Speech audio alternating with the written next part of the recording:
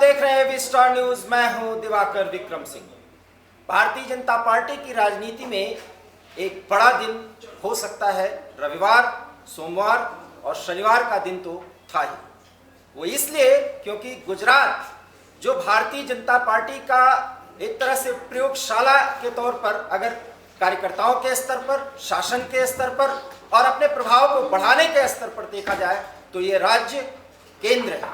लेकिन वहां पर विजय रूपाणी को मुख्यमंत्री के पद से हटाया गया। आप यूं कहें, गुजरात के मुख्यमंत्री विजय रूपाणी ने इस्तीफा दिया। दोनों बात एक दूसरे के पूरक हैं, हालांकि वो लगते एक दूसरे के विपरीत हैं।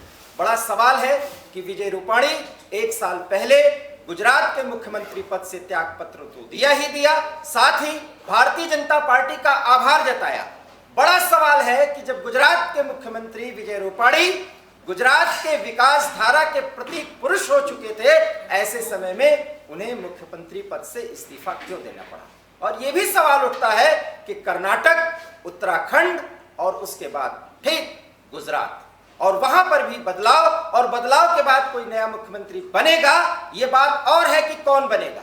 सवाल यह है कि ठीक चुनाव से पहले इस तरीके से पार्टी को बदलाव करने की जरूरत क्यों पड़ी, और सारे मुख्यमंत्री जो त्याग पत्र देने के लिए आगे आते हैं वो स्वतः त्याग पत्र देने की बात करके पार्टी का आभार क्यों जताते हैं। इस पूरे मर्म को समझने के लिए हमारे साथ आज विशेषज्ञों की एक टीम जुड़ेगी।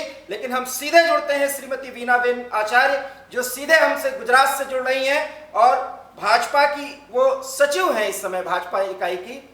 बेन आचार्य जी, आपका बहुत बहुत स्वागत। वीणा जी, आप मेरी आवाज सुन पा रही हैं?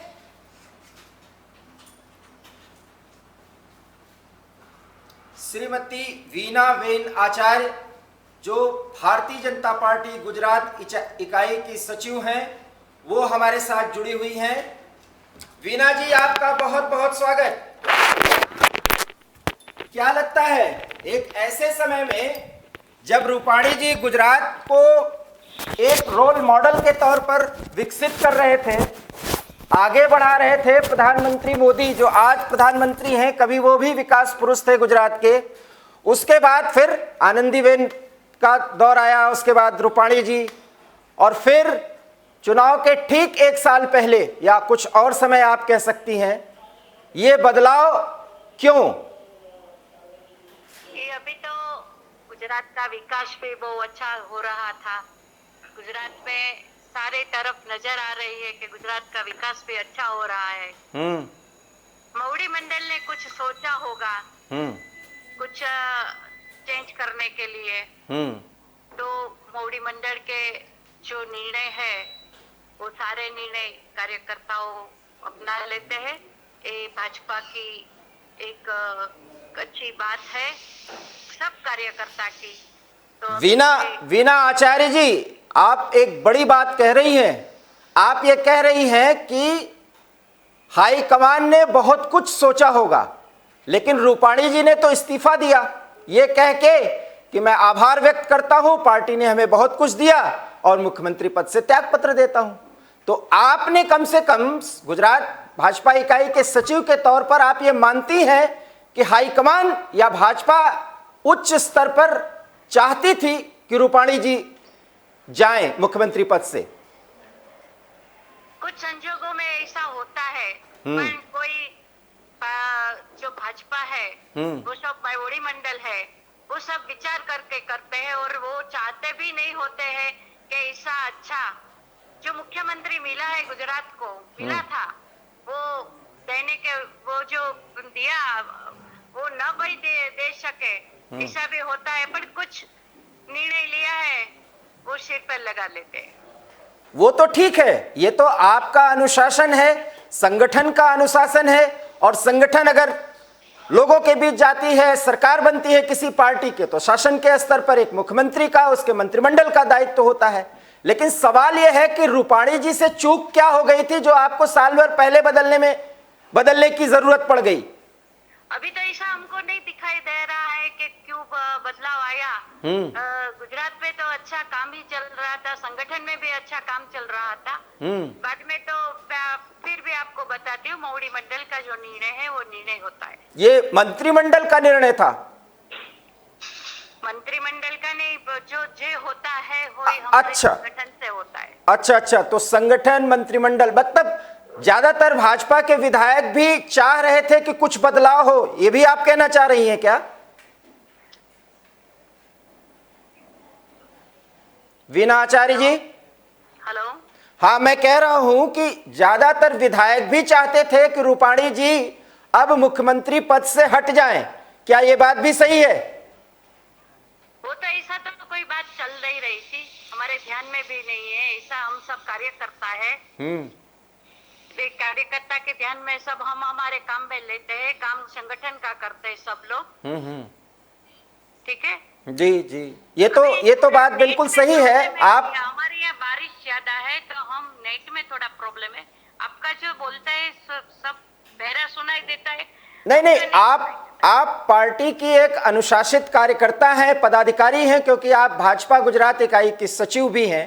लेकिन सवाल तो यह है कि जब विकास पुरुष माने जा रहे थे रूपाणी जी कुछ समय पहले तक, क्या ऐसा हो गया कि उन्हें साल भर पहले ही चुनाव के हटने के लिए आगे आना पड़ा? आपने, मैं फिर भी बताती हूँ कि काम गुजरात का अच्छा चल रहा है, सबके साथ चल रहा है, संगठन के साथ चल रहा है। कुछ निर्णय लिया है सब मौड़ी मंडल ने लिया है, मैं आपने फिर भी बताती हूँ। ठीक है, आपका बहुत बहुत धन्यवाद वीणा आचार्य जी। तो आपने सुना, भारतीय जनता पार्टी गुजरात इकाई की प्रदेश सचिव वीणा आचार्य जी हमारे साथ जुड़ी हुई थी और एक अनुशासित कार्यकर्ता और पदाधिकारी के तौर पर बहुत सधा हुआ उन्होंने बयान दिया। लेकिन उन्होंने जो बयान दिया उसके भी मायने हैं। उन्होंने ये कहा कि काम तो बहुत अच्छा हो रहा था, लेकिन उच्च स्तर पर सोचा गया होगा, पार्टी के कार्यकर्ताओं की राय ली गई होगी, सब वो होगी में बोल रही है, तो ये निर्णय लिया गया। अब बड़ा सवाल है कि रूपाणी जी को मुख्यमंत्री पद से हटने के लिए क्यों विवश होना पड़ा, क्योंकि वो भी एक अनुशासित कार्यकर्ता है। कैडर बेस्ड पार्टी में अनुशासन का अपना महत्व है, इसलिए बातें सामने नहीं आ रही हैं। हमारे साथ दो वरिष्ठ पत्रकार जुड़े हुए हैं। अनूप भटनागर जी, आपका बहुत बहुत स्वागत। धर्मेंद्र पांडे जी, आपका बहुत बहुत स्वागत। धर्मेंद्र जी, सबसे पहले सवाल तो आपसे ही, आपने सुना होगा वीणा आचार्य जी ने एक अनुशासित कार्यकर्ता और पदाधिकारी के तौर पर वही बयान दिया जो एक प्रवक्ता के तौर पर किसी पार्टी का पक्ष या राय प्रस्तुत करने के लिए कोई बोलता है, लेकिन मायने तो कुछ और हैं। क्या मायने हैं? देखिए, चुनाव क्योंकि नजदीक आ गया है और ऐसे जब भी आपने देखा कि जिस तरह से उत्तराखंड में, कर्नाटका में, ये दोनों जगहों पे, और जो भाजपा की एक रणनीति काफी दिनों से चल रही है, जब से अमित शाह और योगी जी का युग आया है तब से ये जो है एंटी इनकम्बेंसी वाले जो चेहरे होते हैं उनको हटा करके और दोबारा चुनाव में जाने की जो है ये भाजपा की रणनीति बन गई है कि पिछला जिस चेहरे पे जो है कुछ बुराई हो, कि जिस चेहरे से कोई संगठन से लेकर के समाज तक में कहीं ना कहीं जो एक चेहरे के ऊपर जो कोई किसी भी तरीके का जो बात आती है तो उसको हटा करके और नए चेहरे को ऊपर ला करके और एक नए सिरे से नई धार दे करके चुनाव में जाने की परंपरा बना ली है भाजपा। अभी जैसे देखिए उत्तराखंड में जिस तरीके से चेहरा बदला गया, बहुमत की सरकार थी लेकिन फिर भी चेहरा बदल दिया गया। उसके साथ ही अगर आप देखें तो ये होने वाले जो है, अगर गुजरात की राजनीति में हम देखें तो गुजरात की राजनीति जो जब से गुजरात बना है, ये रूपाणी जी 14वें ऐसे मुख्यमंत्री हैं जिन्होंने पूरा कार्यकाल नहीं किया और उससे बीच में इस्तीफा देने वाले ये 14वें मुख्यमंत्री बन गए हैं। अभी तक अगर गुजरात में देखें तो सिर्फ 2 ऐसे मुख्यमंत्री हुए हैं जिन्होंने अपना कार्यकाल पूरा किया। उसमें जो है आप देखेंगे तो इससे पहले हितेंद्र देसाई जो है उन्होंने अपना पूरा कार्यकाल किया था, और या तो फिर नरेंद्र मोदी जी ने अपना कार्यकाल पूरा किया था। कई साल तक जो है वहां के मुख्यमंत्री रहे थे।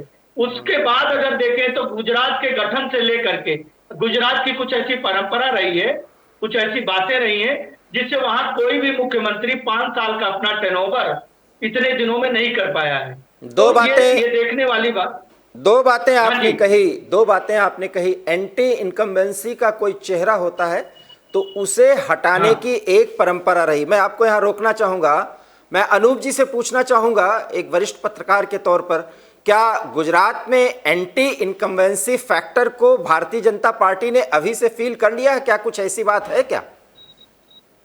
देखिए, भारतीय जनता पार्टी ने ये कदम उठाया है बहुत सोच समझ के, क्योंकि कोरोना पीरियड में रूपाणी सरकार बुरी तरह विफल रही है। लगातार उसको न्यायपालिका से फटकार पड़ती रही है, उसके जो भी काम किए उसने।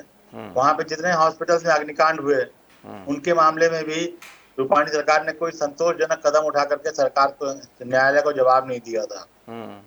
ये सुप्रीम कोर्ट, हाई कोर्ट जो है सरकार को कटघरे में खड़ा कर रहा था जी। अब जहां तक सवाल ये है कि जनता का, तो अगर जनता खुश नहीं है तो पार्टी हाईकमान के पास क्या विकल्प बचता है? कितनी बहुमत के मुख्यमंत्री हो, आपको जो है अगर चुनाव में आप जाने वाले हैं तो उससे पहले आपको एक ऐसा चेहरा सामने लाना पड़ेगा जिससे जिसके प्रति जनता का विश्वास कायम हो। और यहाँ पे गुजरात में ऐसा नहीं हो पा रहा था। रूपाणी साहब की सरकार से जनता खुश नहीं थी, लगातार आक्रोश बढ़ता जा रहा था। वैसे भी ये बताते हैं कि पार्टी के जो आंतरिक सर्वे हुआ था उसमें यही बात आई थी, और ये था कि रूपाणी सरकार जी को जो है चुनाव से 1 साल पहले या 1.5 साल पहले जो है हटा दिया जाएगा, उनकी जगह पे कोई नया चेहरा लाया जाएगा। अनूप भटनागर जी एक नई जानकारी दे रहे हैं पांडे जी, और यही जानकारी वास्तव में मुख्य आधार है, और वो ये है कि कोरोना में जो काम किया गया या हॉस्पिटल्स में जो अग्निकांड हुए उसके बाद न्यायालयों से जो फटकार लगी, शायद जनता इससे बहुत नाराज हो गई थी और पार्टी को इंटरनल फीडिंग मिल रही थी कि सब कुछ गड़बड़ हो जाएगा। जो गुजरात मॉडल पूरे देश में चर्चा का विषय बनता है, विपक्ष उन मुद्दों को उठाता है तो गुजरात मॉडल की चर्चा करता है, यह और बात है कि उसका एक पॉजिटिव और निगेटिव फैक्टर देखा जा सकता है। लेकिन सवाल यह है कि रूपाणी जी शायद उसी में पलीता लगा रहे थे। ऐसा है कि जो गुजरात मॉडल जिससे हम लोग बात करते थे और सुनते थे दिल्ली बैठ करके, कम से कम 5 साल में उस गुजरात मॉडल का जितना मजाक बन हर तरह से, अगर जो भी बतौर मुख्यमंत्री नरेंद्र मोदी जी ने काम किए थे उसको अगर रचनात्मक तरीके से और ठोस तरीके से आगे बढ़ाया गया होता तो शायद जनता में आक्रोश नहीं होता। बहुत महत्वपूर्ण बात कर रहे हैं सर। मैं आपको यहाँ रोकना चाहूंगा अनूप सर, मैं यही बात पांडे जी से पूछना चाहता हूं, क्योंकि एंटी इनकम्बेंसी फैक्टर उन्होंने उठाया और आपने उसको ओपन किया, और ये एंटी इनकम्बेंसी पिछले 1.5 साल में बना है क्योंकि कोरोना से आपने मुद्दा उठाया। पांडे जी, क्या यही है या इसका आधार कुछ और है? नहीं, देखिए ऐसा है कि अगर आप देखें कि एंटी इनकम्बेंसी, तो एंटी इनकम्बेंसी कहीं ना कहीं जो है वो केंद्र से लेकर तमाम राज्य सरकारों तक एंटी इनकम्बेंसी कहीं ना कहीं है। तो क्या ऐसे ही पूरे जो है प्रदेश, पूरे जो है सब जगह जो है चेहरा ही बदल दिया जाता है? एक यहाँ सोचने वाली बात जो ये है वो ये है कि विफलता, अगर गुजरात सरकार गुजरात मॉडल माना जाता है तो गुजरात की विफलता, क्या उसमें केंद्र का योगदान नहीं होगा? आप चेहरा बदल करके और वहां पे समाज को साधने के लिए आप नया चेहरा लाएंगे, तो ये एक तरह से जो है ना कहीं जो है जनता के साथ जो है जो जनता का इतना समय बर्बाद हुआ, जो विकास के काम रुके, उसकी जिम्मेदारी कौन लेगा? पहली तो सवाल ये उठता है। दूसरा बात जहां तक आती है कि एंटी इनकम्बेंसी, मैं जानता हूं कि उत्तराखंड में एंटी इनकम्बेंसी को रोकने के लिए एक नया चेहरा ला दिया गया। देखते देखते 5 साल के सरकार में जो है तीसरा चेहरा आके बैठ गया। आप अगर देखें कर्नाटका में भी वही पोजीशन है। अगर उत्तर प्रदेश और जो है मध्य प्रदेश को छोड़ दें तो ये एंटी इनकम्बेंसी वाले चेहरे जो है वो भाजपा में मुझे लगता है ज्यादा हो रहे हैं। फिर अगर एक चीज आप देखें तो गुजरात मॉडल जो देश में जाना जाता है, आप एक जो सवाल उठता, तो यहाँ एक सवाल आज फिर लाजमी हो रहा है सिंह साहब, वो ये हो रहा है कि क्या नरेंद्र मोदी जी और अमित शाह जी के पीछे की जो सेकेंड लीडरशिप जो बचती थी जो भाजपा में, आज गुजरात उस बात का एक सटीक उदाहरण बन रहा है कि नरेंद्र मोदी जी के गुजरात से निकलने के बाद भाजपा जो कैडर बेस्ड पार्टी मानी जाती है उसके पास सेकेंड लीडरशिप नहीं है। और क्या कहीं ऐसा तो नहीं कि आने वाले कुछ सालों बाद केंद्र में भी सेकेंड लीडरशिप ना दिखाई पड़े? तो ये बड़ी बात आपने एक महत्वपूर्ण बात की है। वरिष्ठ पत्रकार अनूप भटनागर जी भी हैं और भारतीय जनता पार्टी की राजनीति को बहुत नज़दीकी से जांचते परखते हैं और समय समय पर लिखते बोलते रहे हैं। सर, पांडे जी ने भी एक बड़ा मुद्दा उठाया है कि केंद्र को भी सोचना चाहिए कि एंटी इनकम्बेंसी का जो फैक्टर अगर प्रभावी है तो मुख्यमंत्री ही निशाने पर क्यों? आप देखिए, अगर एंटी इनकम्बेंसी का फैक्टर क्यों आएगा, अगर सरकार, राज्य सरकार काम नहीं कर रही है। मैं सिर्फ 2 ही उदाहरण देना चाहूंगा। आप देख लीजिए, यूपी की योगी सरकार और उड़ीसा की पटनायक सरकार जी, पटनायक सरकार, दोनों सरकारें बढ़िया काम कर रही हैं। उड़ीसा में कोरोना पे इतनी प्रभावी तरीके से काबू पाया गया है, आप देख लीजिए, कहीं कोई हाय तौबा मची हो। यूपी में एक बार विस्फोट हुआ, बिल्कुल सख्ती की गई, मुख्यमंत्री ने सख्ती की, मुख्यमंत्री जगह जगह खुद विजिट कर रहे हैं। उड़ीसा में भी यही हो रहा है, मगर गुजरात में या आप कह सकते हैं उत्तराखंड में या कर्नाटक में ऐसा नहीं था। अगर राज्य का नेतृत्व ठीक से काम नहीं कर रहा है तो उसके नीचे वाले भी काम नहीं करेंगे ठीक से। केंद्र सरकार पे हम और आप सब मिलकर के दोषारोपण कर सकते हैं। केंद्र सरकार ने एक आपको योजना दी, आप यही योजना कह सकते हैं कि क्या दुर्दशा हो रही है महाराष्ट्र में या केरल में या पश्चिम बंगाल में। तो केंद्र सरकार तो वो कर रही है और कोर्ट मॉनिटर कर रही है जी। अगर राज्य सरकार का नेतृत्व कमजोर है जी, या उनमें आपस में खींचतान मची हुई है जी, तो आप क्या कर लेंगे। छत्तीसगढ़ में आप देख लीजिए क्या है, बघेल और वहां के स्वास्थ्य मंत्री में ही खींचतान है। राजस्थान में क्या हो रहा है, गहलोत और पायलट में खींचतान हो रही है। तो जहां जहां नेतृत्व कमजोर होना शुरू होगा राज्य में, वहां असंतोष बढ़ेगा और जो जनता है। अनूप सर, आपने एक महत्वपूर्ण बात कह दी, जैसे आपने गहलोत और सचिन पायलट का उदाहरण दिया और इसी तरीके से आपने छत्तीसगढ़ का उदाहरण दिया। गुजरात में भी कुछ आहट है कि पार्टी अध्यक्ष और विजय रूपाणी जी में बन नहीं रही थी। ये भी एक पक्ष है, ये भी एक पक्ष है। हाँ, तो जहां जहां खींचतान होगी मुख्यमंत्री में और पार्टी अध्यक्ष में या नंबर 2 में, वहां पे सरकार विकास कार्य नहीं कर सकती है। और जब सरकार नहीं कर पाएगी तो नौकरशाही अपने हिसाब से करेगी जी। धर्मेंद्र जी, ये भी पक्ष है कि पार्टी अध्यक्ष और मुख्यमंत्री पिछले 1 साल से अधिक समय तक एक दूसरे पर निगाहबानी करते रहे और उसी का नतीजा है। आपकी बात से मैं और आदरणीय की बात से मैं 100% सहमत हूं कि गुजरात जो संगठन और सरकार के बीच में जो है गतिरोध थे, उस गतिरोध को भी एक लगाम देने के लिए जो है रूपाणी जी का इस्तीफा हुआ है। उसके साथ साथ ही सरकार के जो मंत्री हैं, जो सेकंड लीडरशिप जो सरकार में जो दूसरे जो है कैबिनेट मंत्री थे, जैसे नितिन पटेल और ये सब जो हो गए, तो यहाँ भी कहीं न कहीं जो है खींचतान चल रही थी। और उस खींचतान को लगाम लगाने के लिए, और चूंकि चुनावी वर्ष नजदीक आ गया है, तो सरकार अभी से ही चुनावी मोड में जाकर के काम करेगी। तब जाकर के जो है गुजरात जो भाजपा के लिए एक सम्मान का विषय है, भाजपा के लिए एक जो है अपनी सबसे बड़ी वो जो है प्रतिष्ठा का विषय माना जाता है गुजरात। अगर गुजरात में कुछ 19-20 होता है तो उसका असर पूरे देश में देखने को मिलेगा। इसलिए भाजपा संगठन और स्वयं प्रधानमंत्री गुजरात पे पैनी में नजर रखते हैं और गुजरात में किसी तरीके का कोई ऐसी बात ना हो जिसका जो है दूरगामी परिणाम हो। तो मुझे लगता है ये सारी चीजें देख करके और विजय रूपाणी जी का इस्तीफा हुआ है और उस इस्तीफे के बाद अब नया चेहरा, चूंकि आज जो है 2 बजे विधायक दल की बैठक है, वैसे तो चेहरा पहले से तय हो चुका है, लेकिन फिर भी जो है ये दिखाने के लिए होता है, जिस तरीके से संगठनों में होता है, पार्टियों में होता है कि रूट लेवल से जब प्रत्याशी चयन की बात आती है तो 6 महीने पहले से हो जाता है कि मंडल से लेकर के जिले तक से वो पूछा जाता है, लेकिन लास्ट में पता चलता है कि जो मंडल से जिसका नाम गया, जिले से जिसका नाम गया, प्रदेश से जिसका नाम गया, वो कहीं भी चुनावी समर में नहीं होता है। तो इसी तरीके से आप देखना कि यहाँ जिस तरीके की चर्चाएं चल रही हैं वो नाम पहले से तय है, दिल्ली से एक मैसेज जाएगा और पूरे देश को एक बार फिर चौंकाने वाला जो है वो संदेश मिलेगा कि अब तो जो रेस में थे वो बाहर हो चुके हैं और रेस के बाहर जो बैठे थे वो अंदर हो चुके हैं। ऐसा कोई नया चेहरा आज हमको देखने को मिल सकता है। अनूप जी, नया चेहरा देखने को मिलेगा नहीं मिलेगा ये तो 2 बजे के बाद तय हो जाएगा।